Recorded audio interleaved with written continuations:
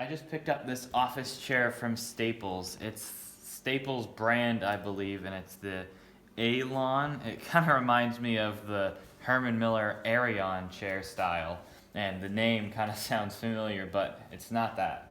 Go ahead and open this up.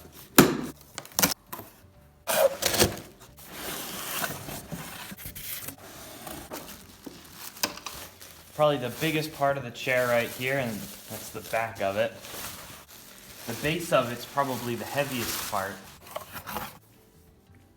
Put all the caster wheels on. There's this loose ring right here that kind of reminds me of a piston ring, and what that does is whenever it goes into the plastic, that's able to compress, and that's what keeps the tension on the plastic. That helps keep the wheel in place. The bolts seem to be really well organized in different compartments, and it looks like they already have a little bit of thread locker on them. The armrests mount here with these brackets and these socket head cap screws. You always want to put these bolts in by hand. You never want to take the Allen wrench and really crank down on them before you get started on them. You want to make sure these are going in really smooth and without any resistance. And snug up the bolts. You don't want them too tight to the point where they'll strip, just tight enough where they won't come out. Same thing to the other side. The base itself is pretty heavy. You pull this lever right here and it moves down. The backrest slides onto this bracket right here. Now we'll put in the bolts underneath. And we'll snug up those bolts. It took me a little while to figure this out, but to adjust the stiffness of the backrest here, right now it's really loose and this can be pushed back pretty far.